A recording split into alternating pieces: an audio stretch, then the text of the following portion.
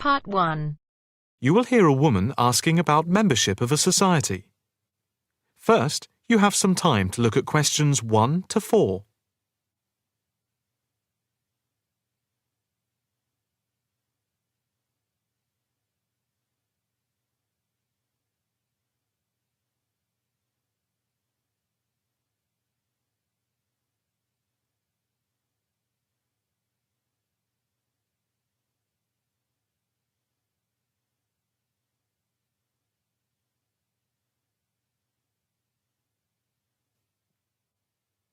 Now the test will begin. You should answer the questions as you listen, because you will not hear the recording a second time. Listen carefully and answer questions 1 to 4. Hi. I'd like some information about joining the International Arts Society. That's no problem. What exactly can I help you with? First of all, I'd like to know about the membership fee. Well, there are 2 types of membership. Can you tell me what they are? First, there is lifetime membership, which means that you can have access to all the facilities at the Society itself and all exhibitions. Plus, you can have discounts to various events at affiliated arts organisations here and abroad. And on top of that, you can use the lifetime members' room. How much is that type of membership? Well, the lifetime membership fee is £1,537. OK. It's rather a lot to pay in one go. What about the other membership? The ordinary membership, that's £193 per year. That sounds a bit more reasonable. What does that entitle you to? You can visit the Society, including the exhibitions, the library, and follow the arts programmes on weekdays during the opening times from 10 a.m. to 9 p.m. and at the weekend between 10 a.m. and 5 p.m. On Saturday, if there's a special event like a lecture or restricted showing of an exhibition, then it opens until 9 p.m. So, what is the difference between this and the lifetime membership? In the long run, you save money as you're making a one-off payment, and you have exclusive use of the lifetime members' room. OK. What arts programmes do you run? Well, the Society has a very extensive programme to cater for all tastes. There's a series of exhibition rooms for the permanent collection of paintings, watercolours and sculpture. And then there's a new exhibition area which opened at the beginning of the year. And we run a series of courses and lectures to go with the exhibitions. Can I ask about the lectures? What is scheduled for this year? The latest list is in this leaflet. Oh, yes. That looks very good. Are all the exhibitions, etc., free if I join? Yes, everything is free. That's fair enough. I think in that case I'll join. Before you hear the rest of the conversation, you have some time to look at questions 5 to 10.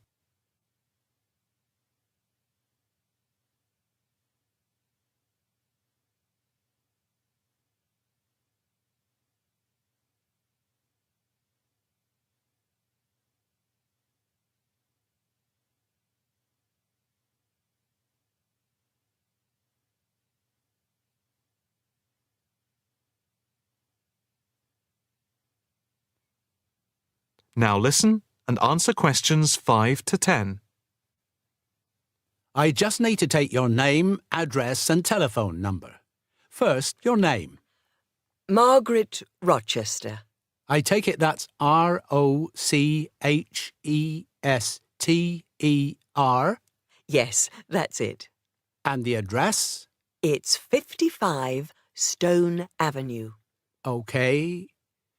Avenue. And the postcode? Let's see.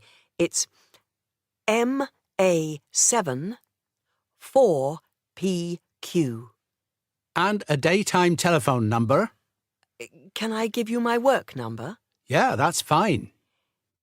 It's 0207 895 2220 and the extension is 6633.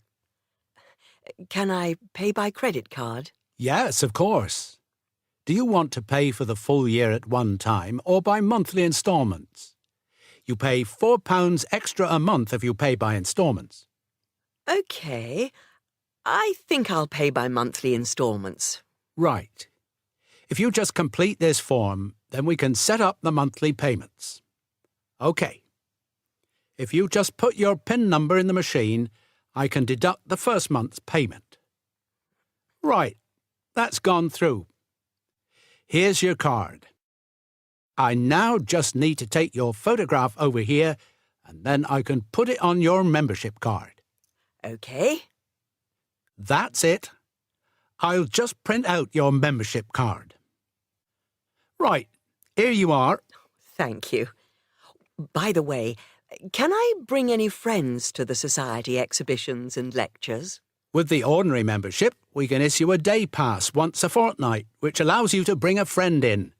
But you have to accompany them. Thank you. Can I go in now?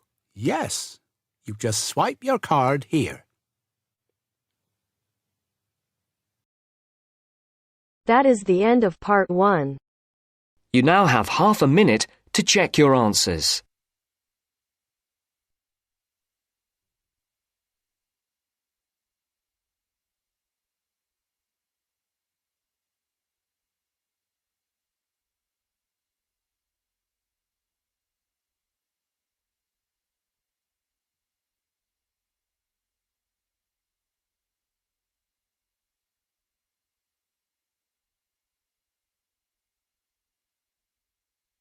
Now turns to part 2. Part 2. You'll hear a tour guide talking to a group of visitors about Bestley Castle. First, you have some time to look at questions 11 to 15.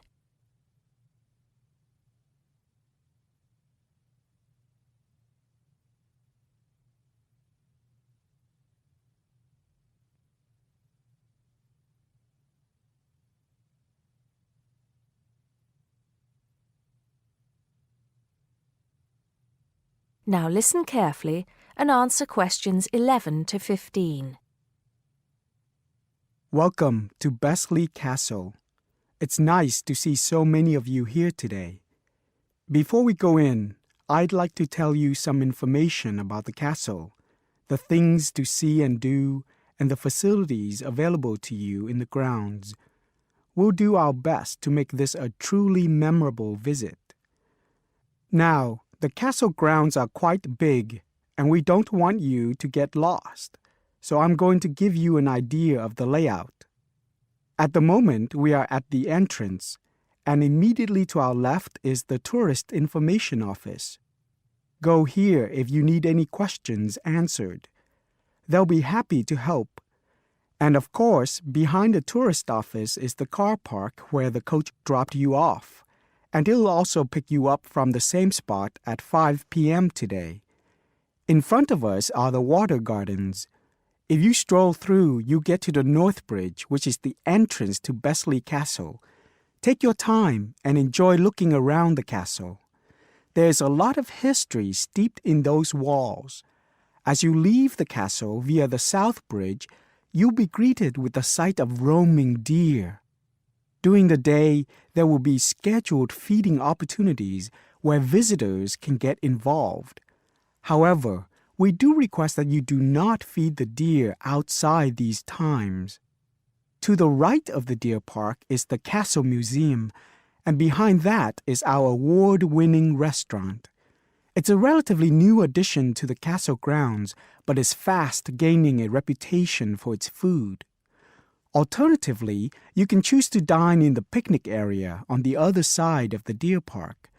It's perfect for the family as it's next to the kids' play area and homemade ice cream hut. We hope that on your way out, you'll pop into the gift shop by the exit for something to remember us by.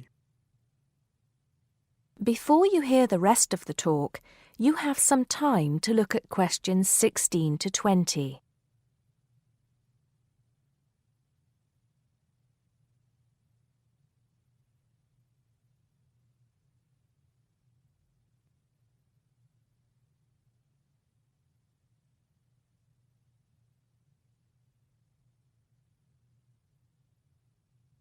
Now listen and answer questions 16 to 20. Admission to the grounds is free for all. That includes the museum, gardens, and picnic area. There is an admission fee for the castle, which is £6.50 for adults, with a 10% discount for students and retired people. Children under the age of 16 pay half adult price, and under 8 go in free. There are many spectacular events throughout the year, and for most of them, there's also an admission fee. As these events are in high demand, it's a good idea to book well in advance. Some of the exciting events planned for this year are the Summer Medieval Festival, where you can watch old-fashioned nights and experience a feast in the halls of the castle, as if you were a guest of King Henry VIII himself. There are several concerts planned this year too, including a rock concert at an admission price of £10 per person and a special jazz concert which is free to the public. I'm sure you'll agree that all tastes and ages will be satisfied. One scary but extremely popular event is the annual Haunted Castle event at the end of October, where the castle comes alive at night. Why don't you come along if you're brave enough? Another sight to see is the fantastic firework display on November 5th, and the cost of that includes refreshments. We also have a long tradition of raising money for charity. The charity event held every year on the first day of May will this year be an archery contest. Entrance is free, but donations are certainly welcome. This year, we'll be collecting money on behalf of a charity for elderly people, Age Concern. Just in case you can't remember all of that, you can pick up a leaflet showing the timetable and prices for all events from the Tourist Information Desk. You can also go online to get this information from our website. That is the end of part 2. You now have half a minute to check your answers.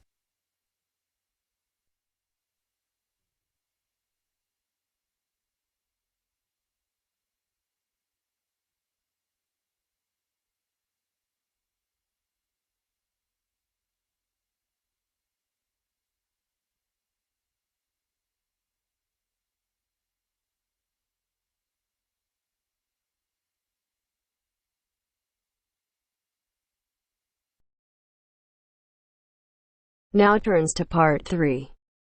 Part 3. You will hear a talk given by a lecturer to a group of civil engineering students on the reed bed system for sewage treatment. First, you have some time to look at questions 21 to 24.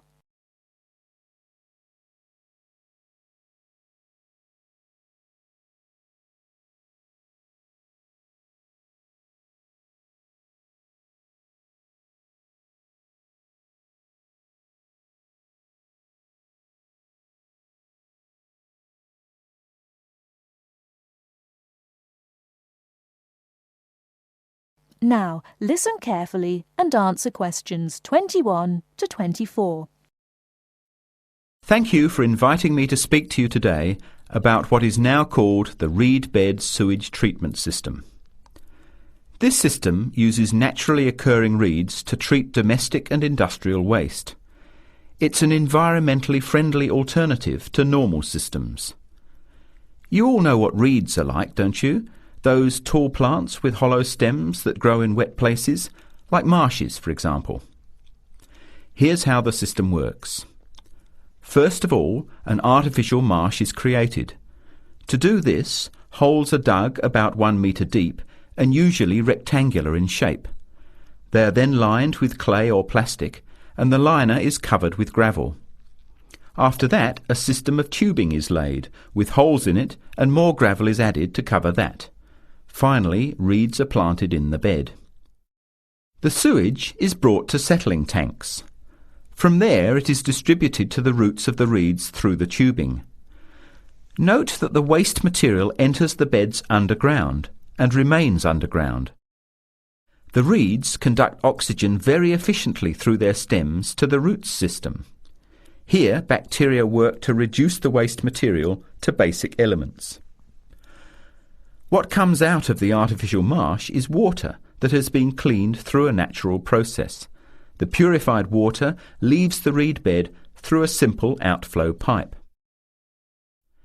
The water that comes out has to be tested. Sometimes it's held in a pond until it evaporates or soaks into the ground. Sometimes, after testing, the water is discharged directly into streams and rivers.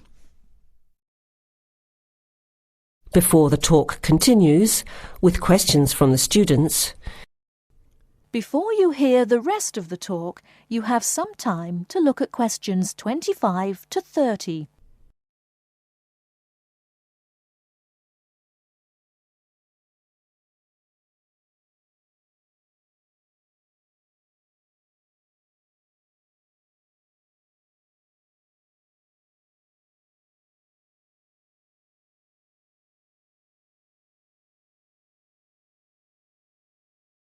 Now listen and answer questions 25 to 30. The reed bed system originated in Germany in the 1970s, and installations have been built in a number of countries throughout the world. To give you an idea of the size and appearance of a reed bed installation, an area of 3 by 5 metres approximately would be adequate for a single house. It would look like a pond overgrown with reeds. There are cities with 150,000 people in Germany whose entire sewage treatment requirements are served by reed bed installations which extend for 10 to 20 hectares. There are two wonderful environmental advantages. First of all, reed bed systems are natural composters. As time passes, high-grade soil builds up in the beds. The soil can be removed and used for agricultural purposes. Soil produced from waste containing heavy metals would of course have to be tested and the toxic material removed by chemical processes. An additional advantage is that the reed bed can function exactly as a marsh, providing a healthy natural home or habitat for waterfowl and other birds, insects, reptiles and mammals. But there are practical advantages to a reed bed system over existing sewage treatment plants as well. At all levels, the cost is lower than for normal systems. Labour costs are a fraction of the costs of a conventional system. Typically, a large-scale reed bed installation will cost 10% less than a mechanical system. They require little maintenance, and unlike mechanical systems, the efficiency of reed beds increases over time. But before we go any further, you must have some questions. Maybe this sounds too good to be true. That's exactly what I wanted to ask. If these systems have so many benefits, why aren't they more popular? Why don't we see them everywhere? As I said, the technology is now almost 40 years old. Demonstration projects of all types have been built and monitored and are slowly convincing regulators of the advantages of the system. But you have to understand that regulating authorities are by nature conservative and resist change. Typically, there's a lot of opposition to these systems by manufacturers and by everyone involved in maintaining the conventional systems. Reed bed systems require fewer staff to operate, so there would be a decline in the workforce. Therefore, unions would resist the change as well. What happens to reed beds in winter? Does the efficiency decrease? The above-ground part of the plants die back in cold weather, but the roots remain alive and active, and the system continues to work just as effectively in winter. As soon as the weather warms up, new reeds appear and grow quickly. Is there a problem with mosquitoes in these ponds? Well, they're not exactly ponds with standing water. The beds look more like a field covered with long grass. The soil is moist, but not like a swamp, so there would be no more mosquitoes than in any other field. Remember, the effluent enters the beds underground and remains underground. OK, let's get into some of the technical details now, and I'll answer questions as they come up. That is the end of part 3. You now have half a minute to check your answers.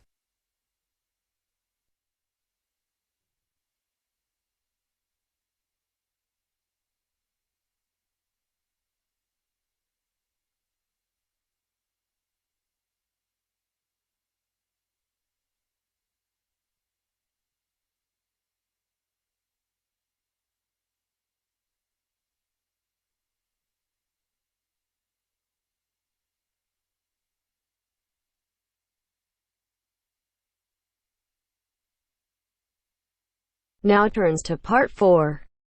Part 4. First, you have some time to look at questions 31 to 40.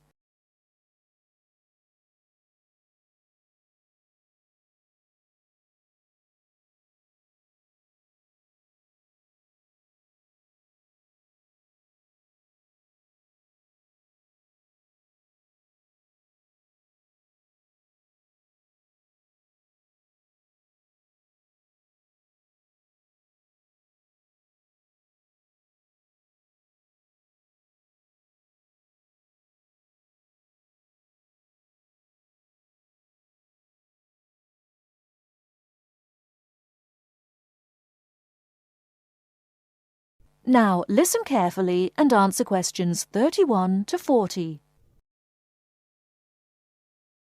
In today's lecture on international trade, I'm going to look at the issue of protectionism.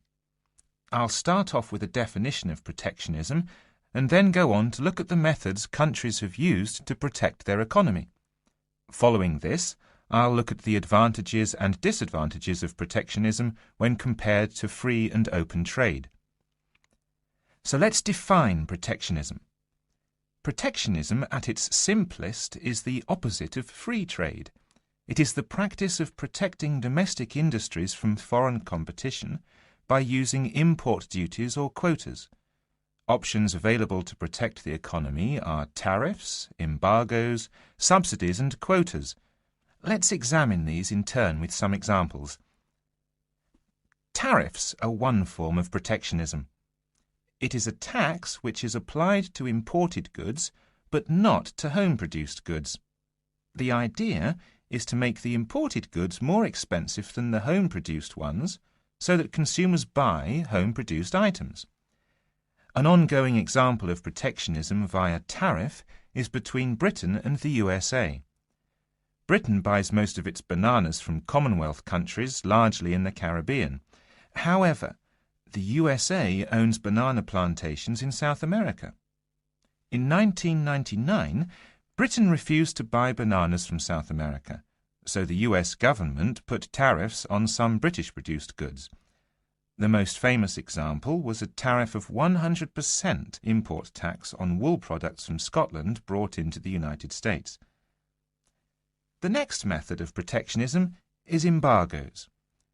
An embargo is a complete ban on the import of certain goods. For example, following the Cuban Revolution in the 1950s, the USA banned the import of Cuban cigars. Unfortunately, Cuban cigars are the finest in the world, and there is consequently a thriving black market in Cuban cigars in the USA.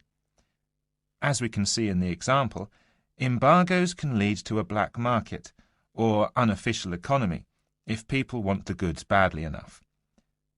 Subsidies are a way governments support industries at home with money or tax breaks in order to allow them to compete better with foreign companies. In 1994, the French government provided its national airline with a £2 billion subsidy in order to help it compete with low-cost airlines. However, subsidies can have the effect of making home producers uncompetitive and inefficient. Finally, let's look at quotas. A quota system allows a certain quantity of goods to be imported from other countries. The European Union has had quotas on textiles and clothing for decades to protect its textile industries from developing countries, especially India and China. Understandably, developing countries say that this is unfair and against the principles of free trade. Let's move on now to the arguments for and against protectionism. For trade to flourish between countries, the benefits from trade need to be equally balanced. Where a country feels that it's not getting a fair share of the trade, or that it is somehow disadvantaged, it might employ one or more of the methods of protection. There are at least 4 arguments that may be given for using protectionism. Firstly, to protect employment in the home country. The simple view is that if imports are stopped, then jobs will be saved and even created at home. Secondly, to prevent unfair competition. It is often said that developing countries have the advantage of cheap labour costs in their countries, and that they use this to undercut the price of the same goods produced in richer nations. A tariff might be applied to even out this imbalance. Thirdly, to protect new industries. A new industry, particularly one in a developing country, might not be able to compete with long-established industries elsewhere.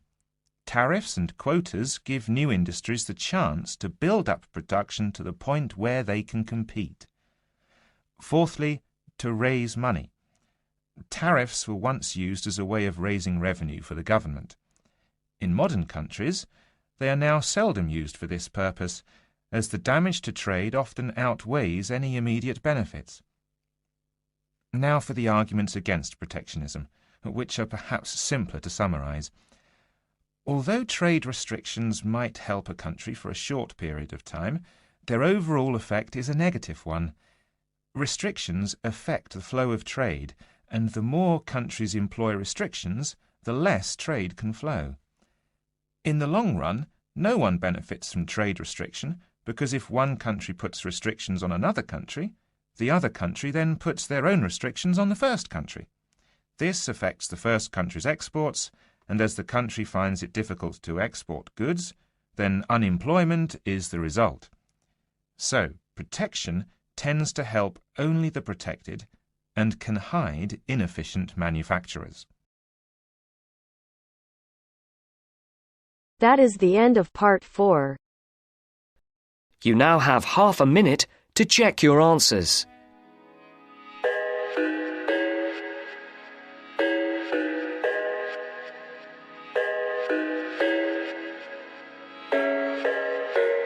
I thought I had it figured out, believed in us, we were meant to be, no doubt. A teenage love, everybody else could see the way we were, living in a fantasy.